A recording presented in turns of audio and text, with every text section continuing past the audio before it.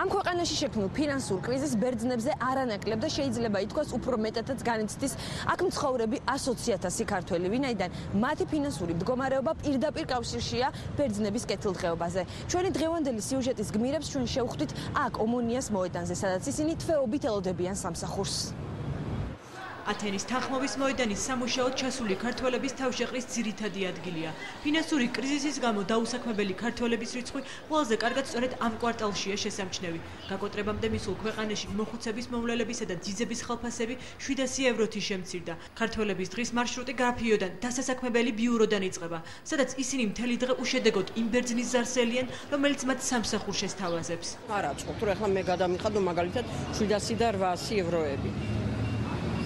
გაუჭირდა თვითონაც მითხრა ბებიამ თუ იმუშავებ 200 ევრო დიყავი 200 ევრო რას მეყოფა მე და ძალიან ცუდი მდგომარეობა.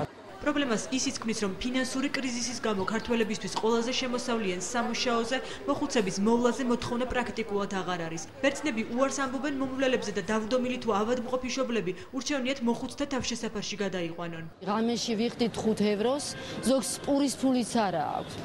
და რა ვიცი, ისე დღეში არიან, ზოგი უკან ბრუნდებიან საქართველოში. რა ვიცი, ზოგმა თავი ჩამოიხჩო ბიჭმა.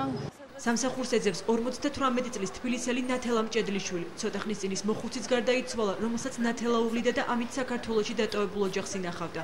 ახლა კი კრიზისის გამო ადგილს ვეღარ პოულობს. ბერძნებს სამსახურიდან თავად ათავისუფლებენ და ამიტომ მათ უცხოელი მუშახელისთვის ფულის გადახდა აღარ სურთ.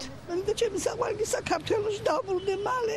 ჩემ შვილებთან, ჩემ შვილიშვილებთან, ჩემ ოჯახში ამ გაჭირება მე არასოდეს მაგას 2 ფაკულტეტი დავამთავრე. ვერ წარმოვიდგენდი იმას, რომ ჩემი სუცხლი მე ახლა მიწევდა ყოფნა. მაგრამ გაჭირებამ წამოგიყვანა. ჩამოდის ძირითადად რა თქმა უნდა ქართველების მოთხოვნილებით კვირის პარიტრა ასავა. ეს ათენის ქართული მაღაზია, სადაც უკვე 8 წელია ქართული ჟურნალ-გაზეთები და თბილისში დასარეკი 5 ევროიანი ბარათები იყიდება. თითო ჟურნალი აქ 1 евро ღირს. 8 წლის მანძილზე ხათუნა ქარსელაძის პატარა ბიზნესს ასეთი რთული პერიოდი არ ქონია. 90% ქალი არის ჩამოსული. ქართველი დედა, ქართველი ბებია და ეს ადამიანები ხო, როდესაც ყოველთვის მუშაობდნენ მუშაბას და არ გაჭირვებიათ, ეხლა უკვე ბერძნები იძულებულები არიან გაუშვან სამუშაოდან.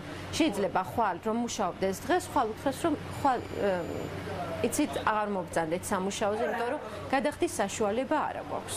ათენის მსგავსი ვითარებაა სალონიკსა და კრეტაზეც, სადაც ასევე ბევრი ქართველი ცხოვრობს. საბერძნეთში მყოფი 100,000 ქართველიდან 100,000 ქალია. კუნძულებზე ბარებში ვაკანსიები არის, თუმცა 30 წელს გადაცილებულ ქალბატონებს სამსახურში არ იღებენ.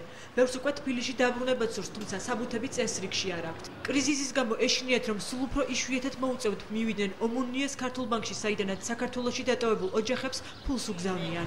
სალამი საქართველოს. ვერას ამ ადამიანებისთვის ვისი ისტორიებიც თქვენ ახლა სიუჟეტში მოისმინეთ, სანუგეშო ათენის ოფისებში არაფერი აქვთ, ვინაიდან ექსპერტების გათვლებით ფინანსური კრიზისი საბერძნეთში მინიმუმ 2011 წლამდე გაგრძელდება.